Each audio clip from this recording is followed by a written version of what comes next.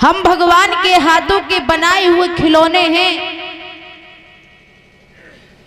भगवान जब चाहेगा तब इस खिलौनों को फोड़ देगा और भगवान जब चाहेगा तो नया खिलौना बना देगा।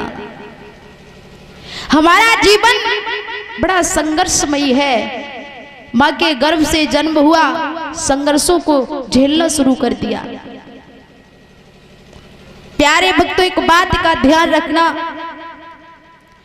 कि संसार में आने के बाद में सब कुछ करना, लेकिन एक भाई के साथ में कभी दगाबाजी मत करना।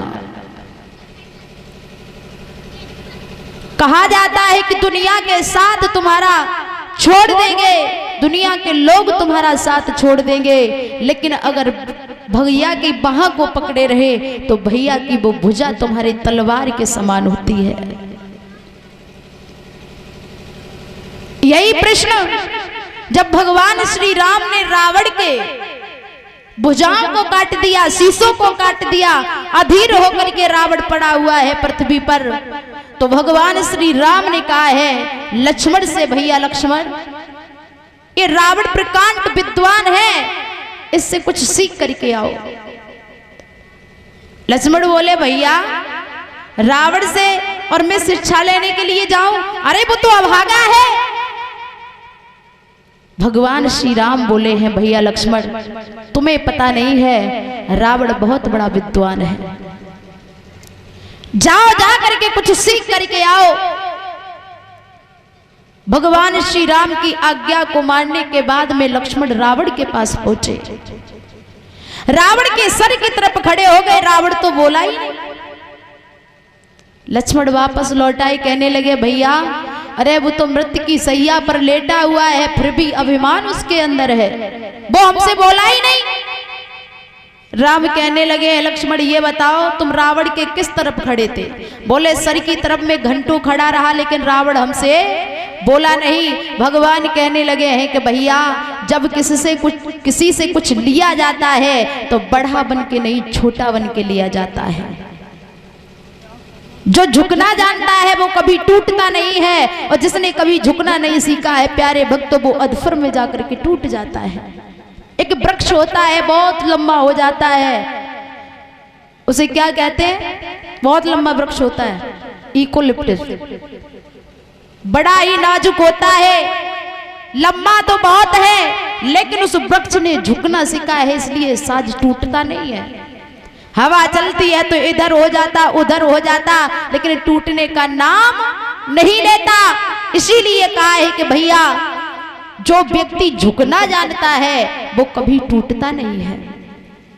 जाओ जा करके रावण की चरणों की तरफ खड़े हो जाना। लक्ष्मण पहुंचे, रावण की चरणों की तरफ खड़े हो गए। रावण ने जैसी दृष्टि लक्ष्मण के ऊपर डाली, भैया लक्ष्मण क्यों आए हो? जवाब दिया है कि रावण आप जा तो रहे हो, लेकिन जाते जाते कुछ मुझे भी दे करके जाओ। रावण कहने लगे हैं कि लक्ष्मण मैं क्या दूं तुम्हें? मैं तो अधीर होकर के पृथ्वी पर पड़ा हूं। अरे हमारी भुजाओं में ताकत नहीं, मेरे शरीर में ताकत नहीं, जबान में भी इतनी ताकत नहीं है जो मैं शास्त्रों का वर्णन करके सुनाऊं तुम्हें। लेकिन इतना जरूर जानते हैं लक्ष्मण, धर्म जितनी जल्दी कर सको उतनी जल्दी करो, अधर्म को जितना टाल सको उतना टालो। लक्ष्मण ने एक बात साथ ही साथ में और पूछ दी, रावण तुम तो बहुत बलशाली हो, अरे तुमने शंकर भगवान की इतनी तपस्या की, अपने शीशों को काट काट करके चढ़ाया, लेकिन तुम्हारी पराजय क्यों हुई? रावण के आंखों में आंसू आ गए। लक्ष्मण ये कैसा तूने हमसे प्रश्न किया?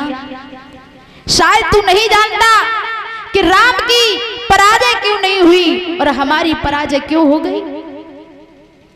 लक्ष्मण अगर तेरे जैसा भाई मेरे पास होता तो मेरी पराजय नहीं होती। क्यों? कहा जाता है प्यारे भक्तों, रावण ने एक बात कही है कि जिसका भाई भाई से बिछुड़ जाए उसकी पराजय होने में देर नहीं लगती है। घर का भेदी लंका डाए, अगर घर का भेदी भेद नहीं देगा तो किसी के माई के लाल की ये ताकत नहीं है जो हमारे घर को बिगाड़ सके।